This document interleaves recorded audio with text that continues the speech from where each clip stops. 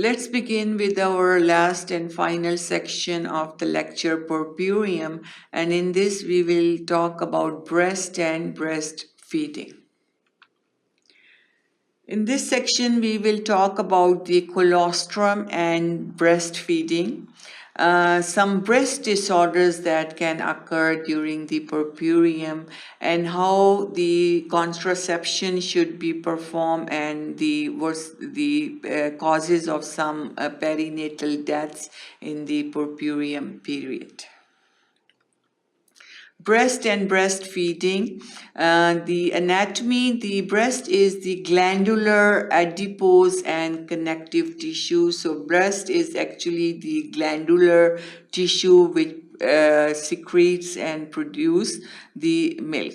So it's the glandular, adipose and connective tissue. This is the thoracic wall, and then there is pectoralis major muscles, and along in front of this pectoralis major muscle there is breast tissue. There are the lobules present, then we have the lactiferous ducts and the fatty tissue. So lobules and lactiferous duct. Superficial to pectoralis major, external oblique and serratus interior. All these are the muscles present, and it is superficial to all these muscles is the breast tissue. Areola is the sebaceous gland.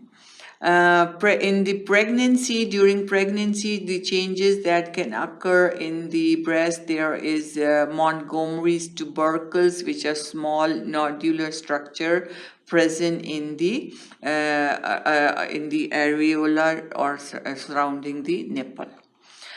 These are 15 to 25 functional units, and there are lactiferous, these are the lactiferous ducts, mammary gland, lobule and alveoli. So this is the normal anatomy of the breast tissue. It is present superior to all the muscles, which includes pectoralis major, external oblique and serratus anterior muscle, and it is the glandular, adipose and connective tissue. Progesterone causes the development of the lobule during pregnancy, and then lactation within 2 weeks of hormonal stimulation. Lactogenic hormones are prolactin and lactogen. So prolactin and lactogen are the hormones that enhance the production of milk by the breast tissue. Next, what is colostrum? Colostrum is the yellowish fluid secreted by the breast at around from 16th weeks of pregnancy. Colostrum is the yellowish fluid produced by the breast. It's the secretion come out of the breast nipple and after about the 16th week of pregnancy. High protein content is present in the colostrum. Less sugar and fats are present. Has a laxative effect. The difference between, now let's talk about some differences between the breast milk and the cow milk. The energy level in the human breast milk is 75, while in the cow's milk it's 66. Lactose is 6.8 in the human breast milk and 4.9, so it's a big difference. Protein is 1.1 in the breast milk, but in the cow's milk is 3.5. Fat is 4.5 in the breast milk, 3.7 in cow's milk. Sodium is 7 in breast milk, 22 millimole per liter in the cow's milk. Water is 87.1 and 87.3. So these are some major differences between the two milks. Prolactin and oxytocin. Hormones, prolactin increased 20 times in pregnancy and lactation. So the production of prolactin by the pituitary gland is increased about 20 times in the pregnancy and in the lactation phase. Peak level within 45 minutes of suckling. After the baby starts suckling, the prolactin level is increased. Produced by anterior pituitary can be arrested with bromocriptine. So level of prolactin can be decreased by using bromocriptine. Oxytocin released from posterior pituitary contracts myoepithelial cells stimulated by auditory, visual, olfactory stimuli. So major prolactin and oxytocin cause uterine contraction and after pain. So one is very important for the milk production, one for the contraction of the uterus. Both are increased, and prolactin is increased about 20 times in pregnancy and in lactation. Breastfeeding. Advantages of breastfeeding: easy availability, readily available at right temperature. Ideal nutritional value, cheaper than the formula feed. Contraceptive effect. The breastfeeding has contraceptive effect as long as the mothers do the breastfeeding. Usually they have amenorrhea, and that's the contraceptive effect of the lactation. Has contraceptive effect associated with amenorrhea. In longer terms, associated with reduced enterocolitis, atopic illness, reduced childhood cancer, reduced premenopausal breast cancer, and reduced juvenile diabetes. So these are all the advantages of the breastfeeding. In long term, it has effects also, and in short term, it has effect also. Drug usage in breastfeeding mothers. Usually the lot of drugs, they are excreted in the milk and they can cause effect in the babies also. So the drugs used should be very, very limited, and very only the drugs which are safe should be used. So breastfeeding contraindicated if mother is taking aspirin, amiodarone, lithium, anti-cancer drugs, radioactive substances. In these drugs, the breastfeeding should not be performed. Continue breastfeeding if the neonatal side effects possible, if the mother is using benzodiazepine, psychiatric drugs, anticonvulsants, carbimazole. Use alternative drugs if possible, like chloramphenicol, tetracyclines, metronidazole, quinolone, antibiotics. Monitor baby for jaundice. If the mother is using sulfonamide, sapson, sulfamethoxazole, trimethoprim, sulfadoxine. And then use alternative drugs, estrogen containing contraceptives, thiazide diuretics, ergometrin. Safe in usual dosage.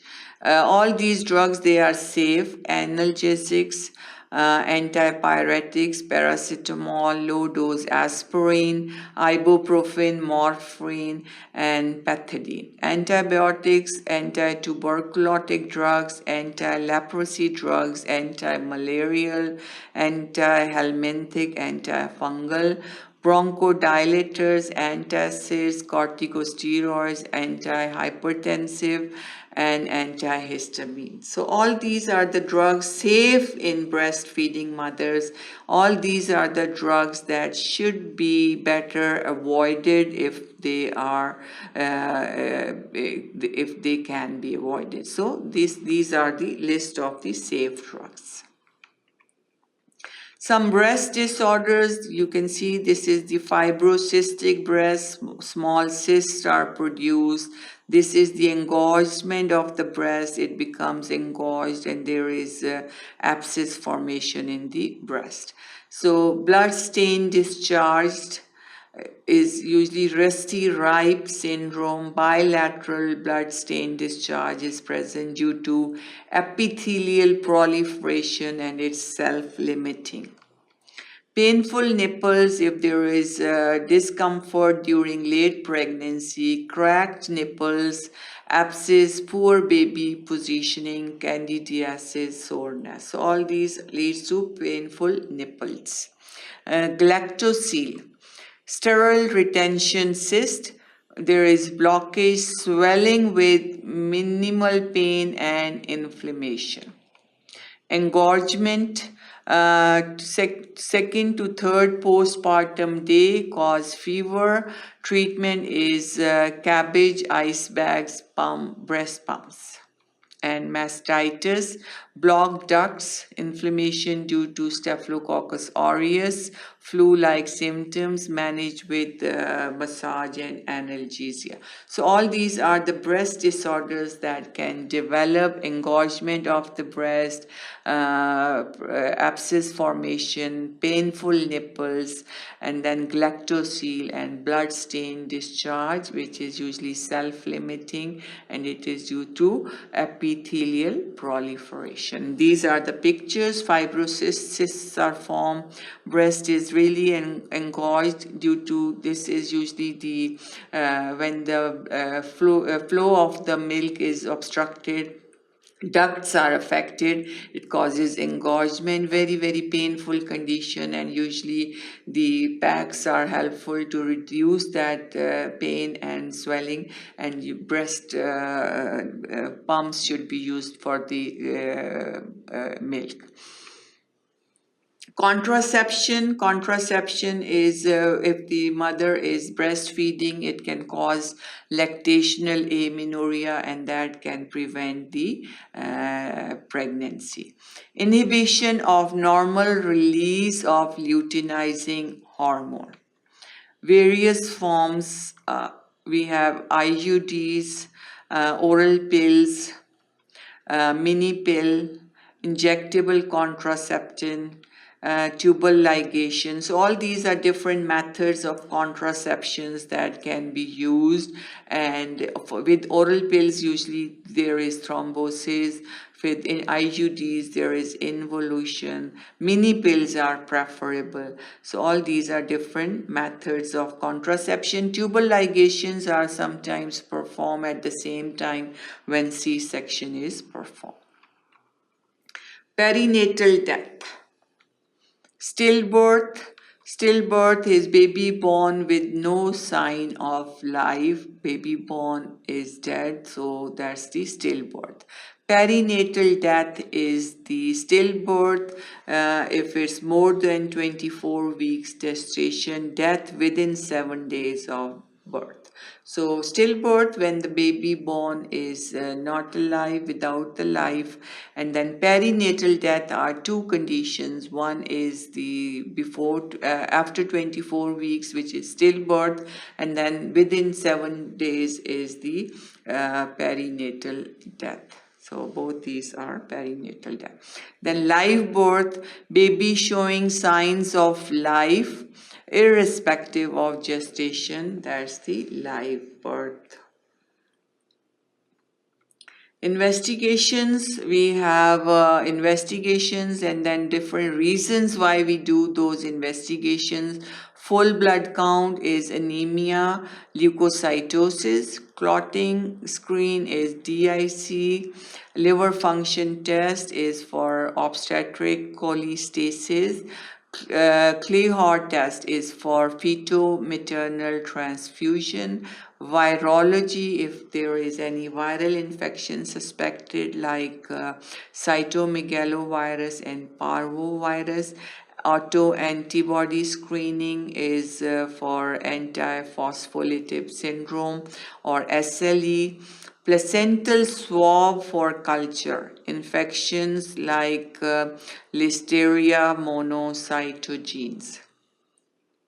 Blood group antibodies, hemolytic disease, toxoplasma antibodies in toxoplasmosis, hemoglobin A1C in undiagnosed diabetes, placental pathology, evidence of infection or vasculopathy, cytology of placenta in any chromosomal abnormality, full body x-ray if there is any suspected congenital abnormalities, skin biopsy, cardiac blood, placental biopsy again if there is any chromosomal abnormality.